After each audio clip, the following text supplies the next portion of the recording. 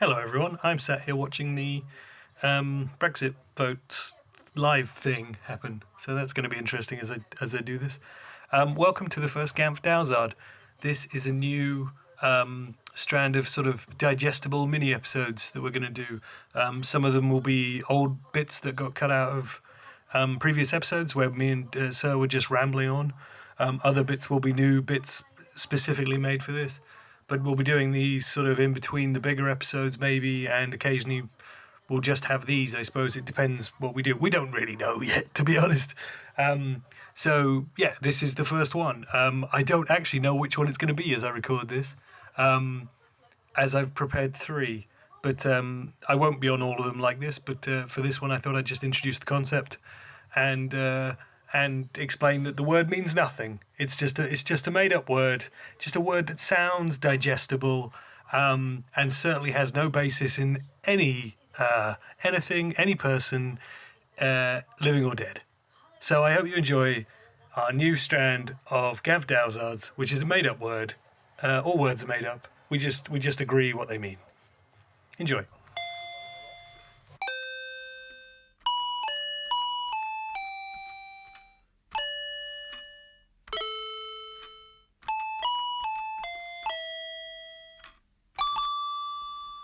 Dowzard. Last year, I saw a thing saying Facebook wants to become an all-video platform. I'm like, yeah, that's not going to happen. They threw a lot of money at it, didn't they? Because the WWE had a show that was only on there at one point. Oh, did they really? They did. I think it was called Mixed Match Challenge or something. I think it was on the network as well.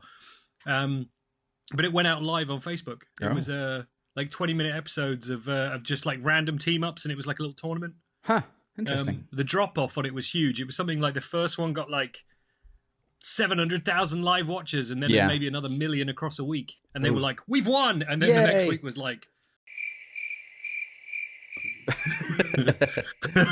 right. I'm just going to switch to this mic and see what happens. Okay.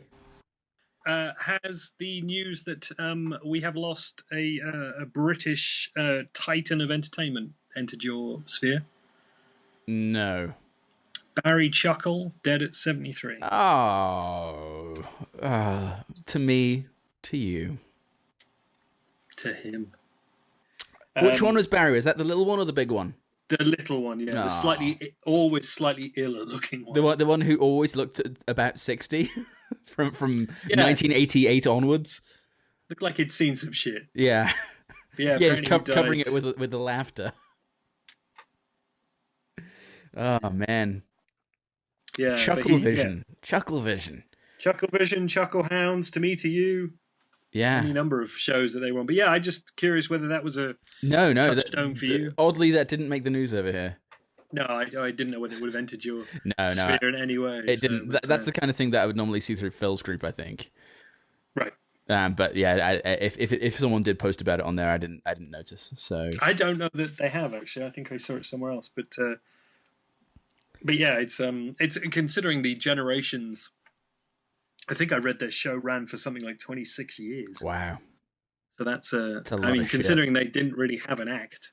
Yeah, it was literally just like, it was like, I always kind of, well, I say always, but in later years, I kind of pictured them as being like your funny uncle who thinks he's funny but really isn't.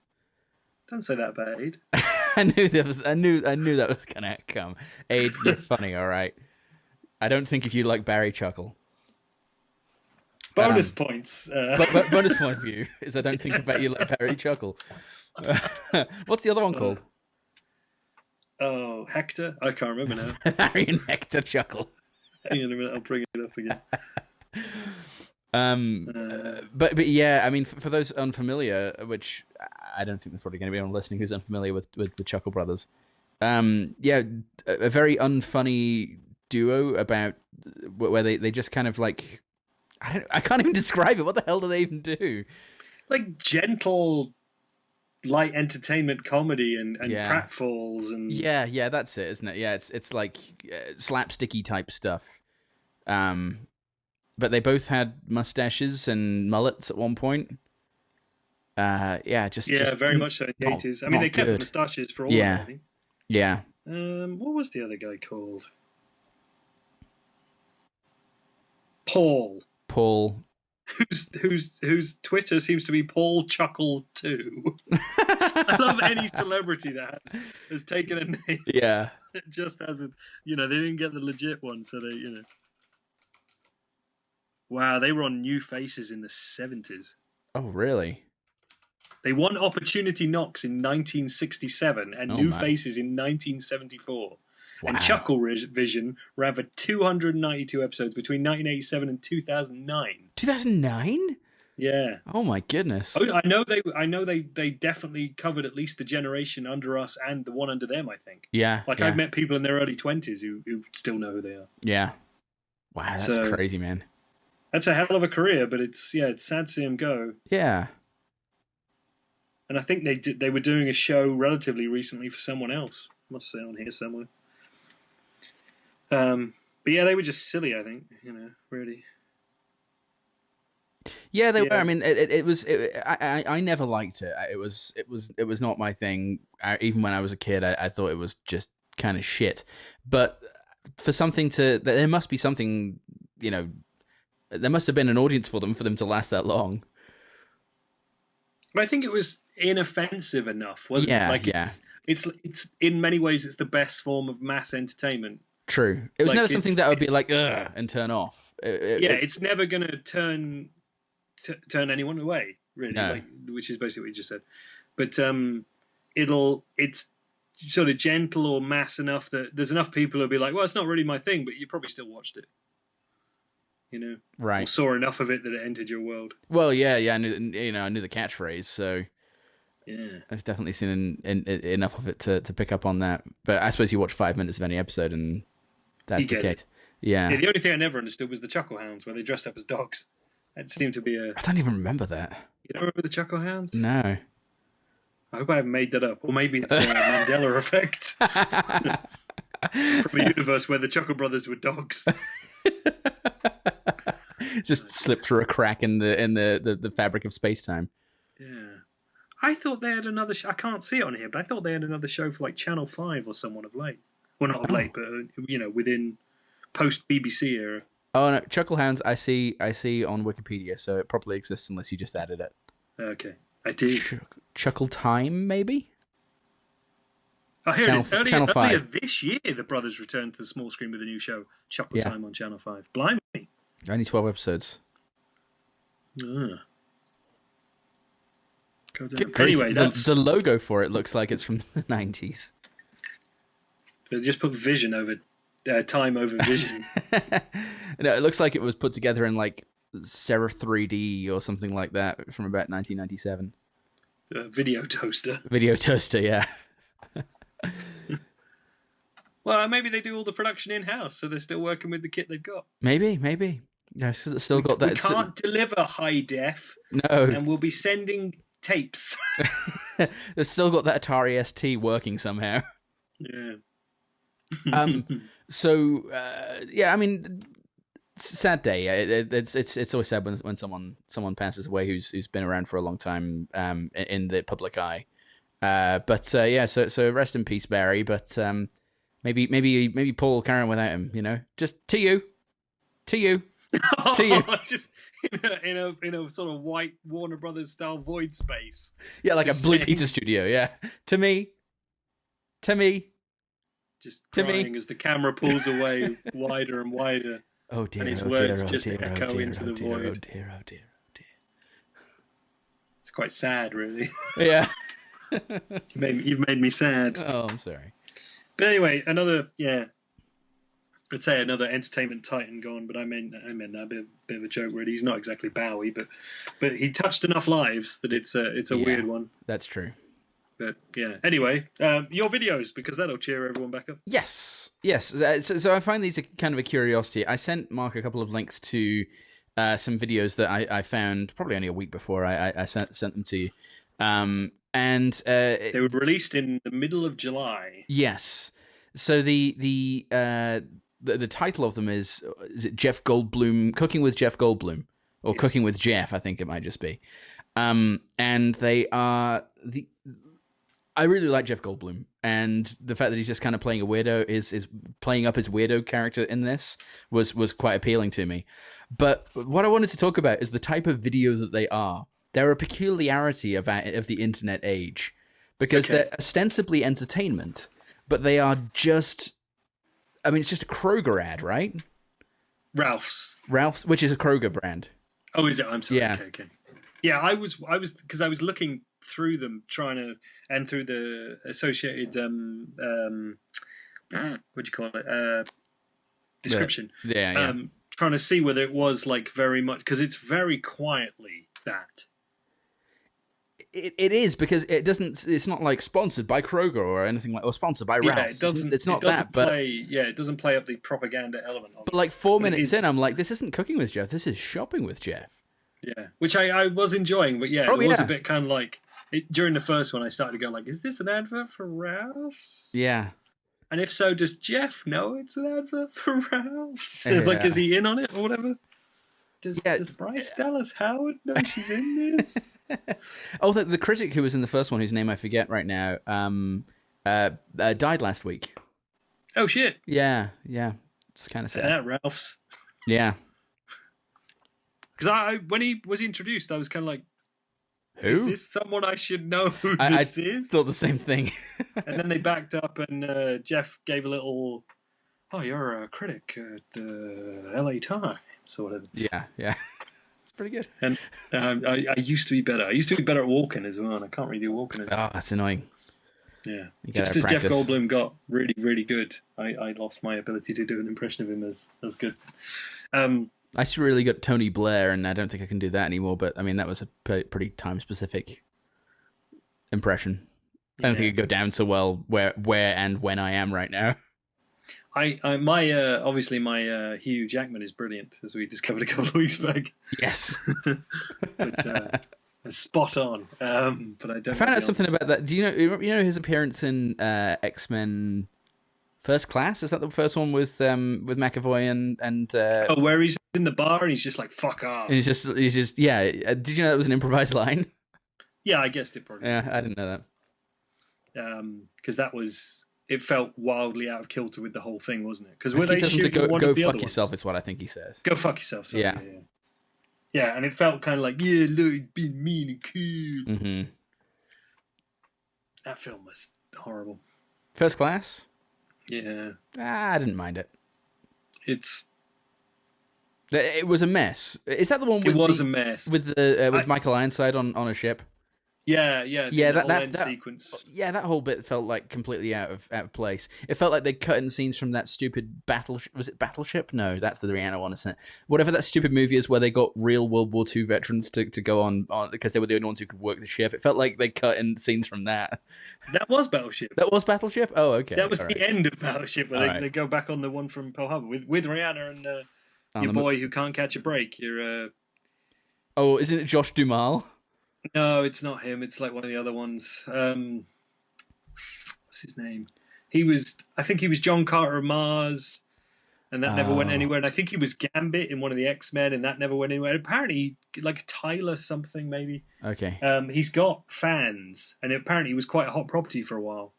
And but just never kind of made the breakthrough to Ryan Reynolds level or whatever. He never seemed to get to the scale. Like, never hit on the right property for him, I guess. Yeah, kind of like now maybe blooms off the rose with him. But until Fantastic Beasts, it was kind of like that guy, the comedy guy, and that, like, not on the action side of things or the like, dramatic male lead side of things, but the guy who plays I can't remember his name. He plays the comedic baker guy in Fantastic Beasts. He always felt like he was at that level, like kind of trying to break through to do something. Like he was in Fanboys and you're right. The awful ping pong movie with Christopher Walken, which Balls of Fury. There you go. Yeah, I think that was it. And I'd forgotten that was him, but you're right. Yeah, it always felt like he was trying to break through, and now he's done it. Yeah. Shit. Yeah, because he was kind of like, I'm the new Jack Black. Yeah, that did seem kind of the space he was occupying. It's like, wacky, slightly chunky guy. Yeah, I hadn't put that together. You're right, though. Yeah. And he was a bit more insufferable, whereas he's kind of landed on his thing, playing a bit. He's much more charming now than he was. He was kind of trying A bit too hard, maybe. Yeah, yeah. That kid who was in Battleship and stuff. He was in one I saw with Adam. What the hell was it? With oh fuck, what was it about? But anyway, he was like number 2 bad guy in that, and he was really good in it. And I was kind of like, yeah, you've still got to go at this now. You're in your 30s or whatever. Like, if you just sit with these kind of roles, you'll probably be the villain in something really good one day. Okay, Taylor Kitsch. Taylor Kitsch. I was right with Taylor. What was the last thing he was in? It was called like Killer something. Only the Brave.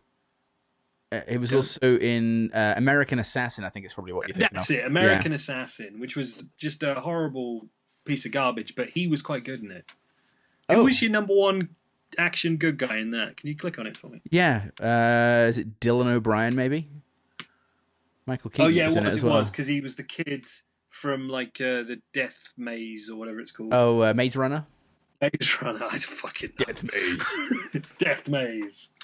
But yeah, because he was a kid in that, and he like late teens or whatever. And he wanted to be like, I'm gonna go out there and I'm gonna fight the terrorists, man. And his instructor was Keaton. I remember seeing a trailer for it and thinking, I think you're too good for this, Keaton. Keaton was loving it. Late era Keaton is marvelous. As we spoke about in the Spider-Man episode, he just goes for it. It's great. Yeah. And in that he was kind of like, I'm the best Marine. You know how he acts on his chest, like yeah. And he was wearing a sunglasses, little hat, like, you can't do it, man. You go out and run me 5 miles right now. You take apart that gun, put it back together, and then you come and make my bed. You know. And he was really good, sort of out in the woods as this kind of like, anyway, the film was horrible. It was a weird kind of right-wing fantasy of a thing. Oh, weird. Okay. And it really wasn't going to sell over here. God knows if it went down okay over there. But I would say no. Well, it's got like 3.9 or something on IMDb. It made 67 million worldwide. Okay. Oh, money-wise? Yeah, that's not great. So. No, it's not great. 34% Rotten Tomatoes. Yeah, that's probably about fair actually. But anyway, that was the only thing I remember seeing you Tyler Kitchen where I was just like, yeah, you know what? You've probably got, if you're clever about the choices you take, you've got a chance to be a bloody good character actor as a slightly older man than you did as the young hot star that everyone was trying to make you 10 years ago or whatever. Right, yeah. But anyway, back to the point. Cooking with Goldblum. Yes. Bryce Dallas Howard's laugh fills me with joy. Oh, me too. She's just wonderful. She is pretty amazing, and I like the fact that he was reeling off all these other names of who it might be. That was fun, and I like the fact he went past Bryce Dallas Howard's name and like tried to come up with other ones. Yeah. But yeah, I was. It actually sucked me in at that point because I love both Jeff Goldblum and Bryce Dallas Howard. And the fact that they were in something together was just delightful to me. The actual cooking itself, I mean, who cares really? It's not what it's about. Have you seen? No, it's definitely not what it's about. Given, like you said, the time given over to actually cooking rather than shopping. Yeah. Have you seen any of the Portlandia episodes he's done? Oh no, I didn't know that Jeff was in any of those. I believe he's the mayor of Portland. Oh no! I have seen them. No, he's not the mayor, is he? Well, maybe he is. Is now. He not the mayor? Is someone else the mayor? Kyle MacLachlan was the mayor. Oh, you're right. Kyle MacLachlan was the mayor. Sorry. Yeah, and Jeff Goldblum just shows up. There's a great one where he has these glasses, and they're taking off their glasses, and every time it's like a slide whistle. Every time someone, and it's just him and Armisen doing that back and forth, and it's just really fucking strange. But there were bits when this kicked off where he does those little extended, and you just have to cut because Goldblum's about to crack, or the entire crew is about to lose it. Yeah, and he was doing that like, "This is my house," and then it was just like. And he just sort of hung, and you knew it wasn't. You knew it wasn't his house. But he's just there like... that was actually one of my favourite bits as well. His non-verbal acting is some of the best. Yeah. Well, it reminded me of the Huron Sakar. Yeah. You know, like... there's loads of little bits like that that make it not dreadful propaganda for Ralph's. Right, exactly. Yeah, yeah, and that was kind of because I came out of it being more favorable toward it, but when I started watching it, I thought, oh, this is just like something fun that Funny or Die did, or whoever it was, Break. It was Funny or Die. Funny or Die, and I just thought, well, okay, maybe Jeff's promoting something, or maybe they just kind of thought, well, Jeff's kind of hot coming off of Ragnarok, let's do this, and I suppose Yummy J World. No, it would have been. Oh no, that would have come out just now, wouldn't it? Yeah. So, but he mentions being in Ragnarok. He does, yeah. In that, so maybe it was filmed a little while back. Yeah, it could be. I don't know. It almost lost me earlier on, and I know it's just acting and scripting. But he says, "I can't cook" or whatever, and this is about a year or so after we all laughed at the fact that he had a food truck called Chef Goldblum. Yeah, exactly. And I was just kind of like, oh, you've almost lost me there. Like, yeah. We all know. Just carry on. Sure. So, and that's where I was a bit sort of like, what is this? Because it isn't going to be just a sketch like Portlandia. But is that what Funny or Do Die Now? No, hang on a minute. Funny or Die Do Now? I don't know, because I've never really watched much Funny or Die stuff because I tended not to find it very funny. So it died for me. And that's what it's about. But yeah, I guess maybe they just produce corporate shill videos now. Could be. I don't know. Yeah, but it kind of fell down more on the side of charming than gross in the end. Yeah. In the I end, didn't find it wildly offensive. No. But I was it's just a curiosity of the internet age, where stuff like that's getting made and apparently circulated through. Sorry, I just started playing it again. I've just turned off the sound. That's I just okay. wondered how many plays each one of them had in okay. less than a month. The second one has 263,000. Oh. And the first one has 295,000. So I found them on good enough. Yeah, I found them on Facebook. So I wonder if they've got a bit more. And they're those ugly videos on Facebook where they've got tops and bottoms. So they're actually square, but they're and it's like, they have giant words. Cooking with Goldblum. You won't believe Jeff Goldblum. That kind of crap, Yeah. So I wonder what the combined views between that is. There's no easy way of finding that sort of stuff on Facebook, unfortunately. No, I don't know how, if you're the poster of these things, whether you know either. So yeah, I there must be a way if you're the generator of this content that you can get some kind of metrics if that's what Facebook want to be. Yeah. I'm sure we'll probably find out in time as generators of Facebook content. Indeed. So yeah, it's on the Funny or Die are the ones who posted it, and I think I clicked on their stupid name, and now I can't say it. The first one. Oh no, a subset, a 59-second clip of the first one has 500,000 views. Oh wow! Okay.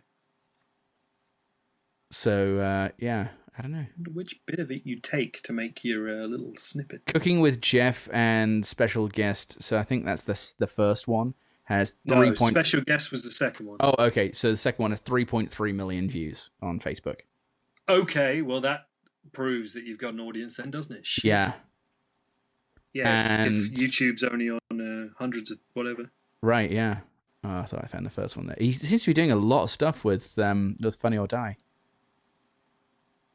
There's like several videos with Jeff Goldblum in it. Okay. So I guess he's doing stuff with them. Interesting. Yeah. But yeah, as a sort of product integration style activation video or whatever marketing jargon you want to use on it. Yeah. It's not the most subtle. No. But there is enough entertainment in it that it could be your old-timey Lux radio show kind of... Sure. Yeah, I guess it's not a new it. phenomenon. It's just a new platform for it, really, isn't it? Yeah, it's a bit different to... Now let's take time to talk about the good products with the guys at Ruff's. Yeah. Like, it's more like, I'm going to make fun of this cheesemonger or whatever. Which I like that he was in both of them. I did like that he was in both of them, yeah, with his new hat. Is that a new hat? Yeah. And he tried to make him sing, and he couldn't. The poor guy couldn't It's so sing. weird that he knows the lyrics to the song from School of Rock. Yeah, there's It's Impossible just really Dream weird. and School of Rock. Yeah. Just a bit. I found that a bit strange. I like the produce guy in the second one, who was just a midget compared to Jeff Goldblum. He really was, wasn't he? So, but there's enough Goldblum in it that it was amusing enough to me, I suppose. But I did and ahh at it at different points. And the second one, definitely Bryce Dallas Howard's late on appearance kind of cheered me up a little bit. That and the fact that he dropped the thing. Yeah, that was and fun. they just had to keep kind of kept going and so shared. it suddenly felt a bit more ramshackle. Yeah, like that's the kind of stuff that won me over more than the because this, by the time you've seen the first one, you kind of get what the gimmick is, and then you kind of like, oh, all right, I get what we're doing with another one. Okay. I don't think they can do too many of them though. No, I don't sure think so. Goldblum's charm could run to. But I guess once they're out there, they're just going to keep finding, because new people will find them and repost them like you just found on Facebook, and then you'll get millions, and maybe that drives people back or whatever. I don't know what the what Funny or Die's major platform would be. No, because I doubt it's their website anymore. I mean, it must be some kind of social media. Yeah, it'd have to be, wouldn't it? It's just, maybe you don't have a singular platform anymore. Maybe that's the point. Maybe, yeah. You're just everywhere. Like GAMFT. Yeah. Do you want to tell the fine folks where they can find us? Yeah, absolutely. You can find us at facebook.com/GAMFcast. You can find us at @GAMFcast on Twitter. You can find us at @GAMFcast, at Instagamf on Instagram. You can email us at gamfcast@gmail.com. Thanks for listening to GAMF. I'm going to cut that and put that on every episode from now on. Dowzard.